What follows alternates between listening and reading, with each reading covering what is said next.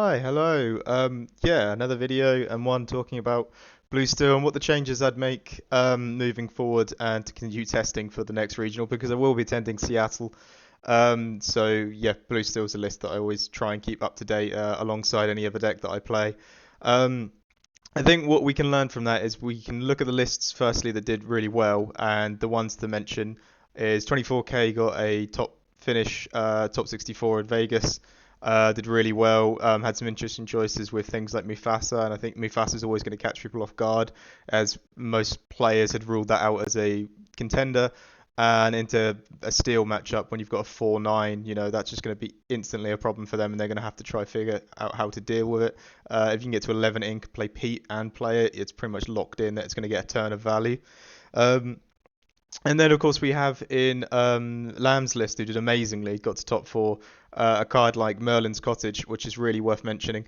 I think I haven't got one on the screen right now. I'm still trying to find a place where I'd want to put the Merlin's Cottage. But yeah, what that really does is provides an insane amount of hand knowledge after you play a wheel because you do get to see every card that they draw from the whole new world. So if you play it down, then you get whole new world to sing. You sing Whole New World, sorry. You get to see every card that they draw, and you get to see if they've got a good or a bad hand. Maybe if you need to wheel again, what their responses are going to be. Maybe you don't want to play a big character, you want to play wide. If you need to use a P, if you don't. So yeah, that card's actually just really quite good. And on the flip side, they get your hand knowledge, but you don't really care as much about that. They're going to know what your deck list is anyway. It's blue steel, and you're going to be pretty standard blue steel. So yeah, those two cards I think are quite interesting to mention. I definitely would try Green for Merlin's Cottage. I've never just been a big fan of Mufasa. I've always gone for the aerials instead as both uninkable big targets for lore gain and board pressure. But definitely could try testing a Fasa as well. Yeah, besides learning from those lists, and they had amazing runs as well, I believe. What we can look at is what everything else that did well at these events. So firstly, at both events, Ruby Sapphire did really well, but I've found I had quite a few Ruby Sapphire techs, and I got O2'd by Ruby Sapphire, and then split with another one. I think as much as you try and improve that win rate and then try and improve that matchup, you just don't really get much back for it. And if you really butcher the list up, you can probably get it to a 2-0, but then you're just going to be horrible into the other matchups. And there isn't a quick, like, nice, and I put this card into the deck, and the matchup's just better. It's just not. You can increase a few Let It Goes, and I think actually Let It Go just needs to go up to about 3. Overall, just there's so many matchups now where you got a thing like a Clarabelle or a Cinderella, or a big Ursula, or even yeah, even Tamatoas, where it's just like I don't have answers for this, and just putting a one of Zeus isn't going to do it for me anymore. So 3 Let It Goes is feeling like the correct answer. Of course, testing and playing that more, we'll see it's right. But a lot of lists we saw over the weekends, and even before, have ended up with 3 Let It Goes. So I think that's a good call. Yeah, I think Ruby Sapphire, you just have to take that matchup as it is and just on the play should be fine. So you should be walking over split on that. Should be able to ramp to the aerial Pete, stand the items down, and get your lore locked in. So yeah, even the losses that I had against Ruby Sapphire were fairly slim in one of the 2 games that we played. One of them wasn't, but this is in Birmingham, sorry. But overall, yeah, I think you should be able to at least get one of the games back on them and hopefully split and then pick up your games in the other matchups. And the other deck that did really well was Steel Song. I've never been one for saying that matchup's that bad. The versions with Daisy where they just go really heavy on the um, early aggression lore and stuff like that, and they're able to get singers to set up to basically take out your anything that you want to stick on the board can be troubling. But yeah, if you can get stuff down on the board like a Cogsworth or a Tinkerbell, you can start winning it back, and I never found it that awful really. And even with the Lantern builds, I did always used to struggle, but if they Lantern and you Quill, you're pretty much in the same spot here because after the wheel, you're both going to be having these versions of ramp where you can use more of the value in your hand by playing things out at cheaper costs, or they get their cheaper costs and we just get to pay at a higher ink value. So yeah, as long as you get the Quill down, I always felt that matchup has not been that bad. So that's fine. I think from what I learned as well, Ruby Amethyst and so yeah, I'm just gonna say Steel Song. You should still be fine just playing the lists that you've been playing, and if they high roll you, they high roll you. There's no deck that can beat that. Even their Ruby Sapphire matchup is probably they can still high roll that. So yeah, I think just keep playing against that matchup. It's fine, and practice it if you're really struggling. Ruby Amethyst, I'm going to pair that in with Green Purple. I think these are the matchups where you're definitely getting your 2-0s. And if we combine those percentages together, we do get to a same sort of meta percent share as like the Ruby Sapphire is. And I'm only combining them together. They are different decks and they're completely different decks in their own rights. But I feel the way that you play against them is very similar. Yes, they do Ursula and take a card out of your hand, and they will try and play a big Clarabelle at some point. But I feel like the main objective is still just you get the quill down or you get the ramp down. You know, you get the ramp locked in.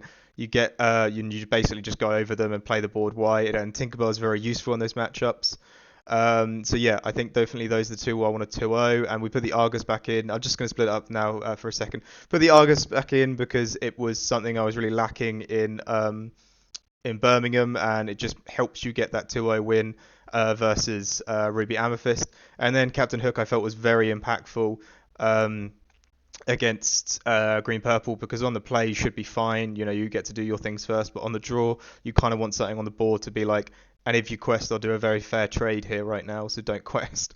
Yeah, I think as well pairing these two characters together with the Smee and the Mickey and just having a lot more characters on board.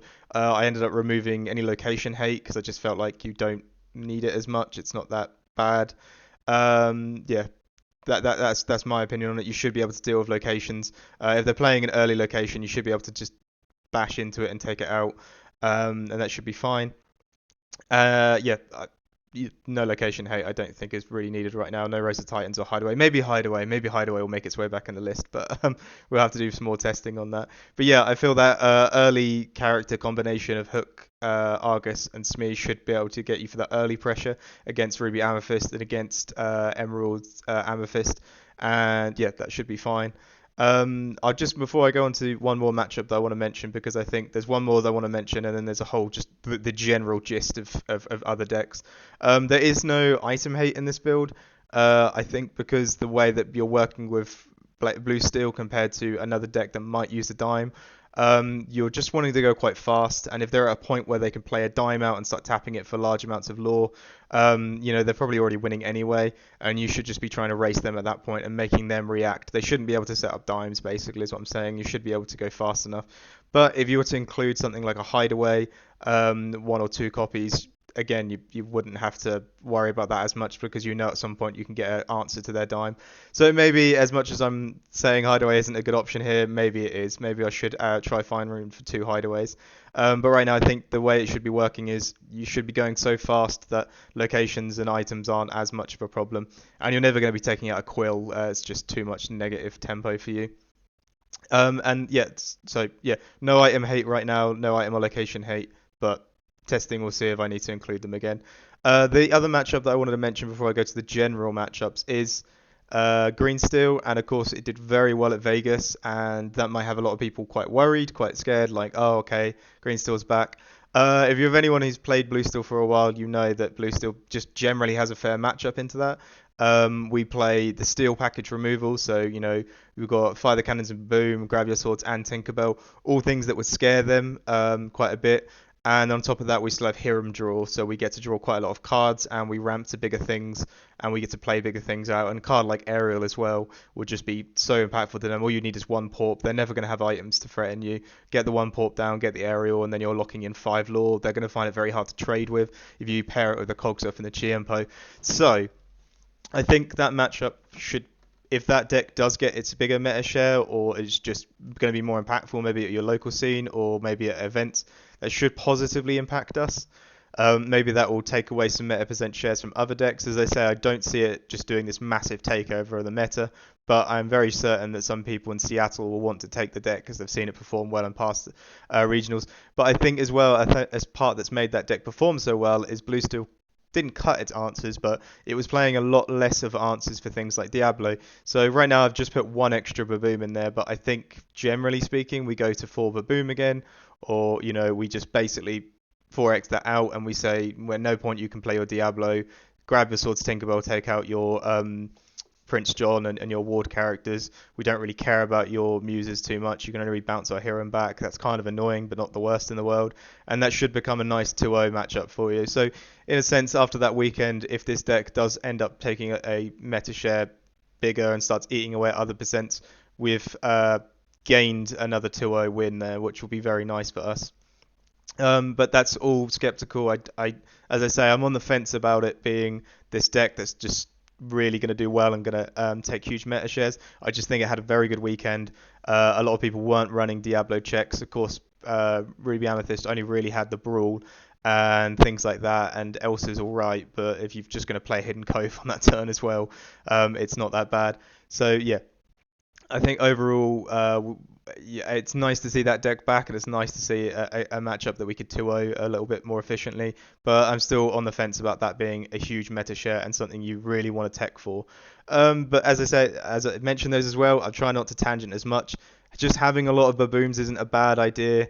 A lot of decks are playing early aggression. If you just needed to baboon, say like a Cinderella or a Flynn because you've missed your 2-drop, that's also pretty cool. Clearing up the board versus green purple, things like a bonsai or something like that, you can just start taking them out, or grab your sword to play the baboon and kill like a Lyle or something like that. You know, it's not a bad card overall, because this meta right now, on top of Ruby Sapphire being this really top end heavy deck that's playing lots of really expensive characters, you've got a lot of decks that are trying to go under them and play a lot of cheaper characters, and it will improve your hyper aggro matchup as well. It'll improve your purple steel, just cheap removal for things early on is just never a bad thing, and it seems to be quite strong in this meta. As I say, Ruby Sapphire is at the top playing its big characters, and then all these other decks are utilizing cheaper characters. So yeah, I don't think cheap removal is a bad idea. And then that sort of follows me into just the overall gist of the rest of the decks, sort of like purple steel, hyper aggro, just anything else you can sort of think that might fill the rest of the meta. Those decks, you should just do fine into them. I think Purple Steel very fears us, cogs us very strong. Utilizing more early characters like Captain Hook, Argus, Smee, Baboom, you should be able to win the board a bit harder early on, and apply pressure, and then just get to your later game stuff, get your aerials and your Tamatoas out. So I think all of those just shouldn't be bad matchups either. I've got the Mickey Mouse in there mainly because if discard's going to be a thing again, like we're seeing with Green Steel coming back and Lemon Lime never went away, and Lemon Lime actually having like 5% meta shares is pretty good with a decent conversion rate for the amount that turned up. I think Mickey taking off the top instead of from your hand is not bad. Just because you want to convert, you want to like save your hand size, especially for an Ursula Singh sudden chill or a You've Forgotten Me or something that's just basically going to wreck your hand out of nowhere. I definitely think Mickey's got some value again, and it also just means you have a very consistent ramp line when you play a very consistent line. Sorry, when you play these major events where you have to do 9 rounds blind, and that means 9 games out of the the 2 game format you're going to be doing on the blind. You'll be able to go, right, I want a 2-drop, then I want a Mickey, then I want to play my 5-drop. So, or I want a 2-drop, then I want a ramp, then I want to play my 5-drop, and it just makes more sense to you. And it will just make your mulligans a lot easier, and I did feel that with Tippo. It was like, right, if I get this other card, if I get Porp, Tippo, Hero, that would be good for a lot of matchups, but for some matchups it wouldn't be. So yeah, it's also about trying to make a consistent deck for the 2 game format, and a blind mulligan as well. So yeah, that's all worth mentioning. But yeah, I think those are some good points, and there's a lot to go from uh, going forward with Blue Steel. I still think it's pretty good. Of course, I was a bit of a shock and awe after playing Birmingham, and I didn't get the results I exactly wanted. But as it's settled, I kind of looked at how good it is. I've been playing a bit of Green Steel on Connect because I actually just like Green Steel aggro. I think it's very fun. I like the Smee build. But yeah, Blue Steel as well, I still think is a very strong contender for what I will bring to Seattle. So yeah, I hope some of those points were interesting.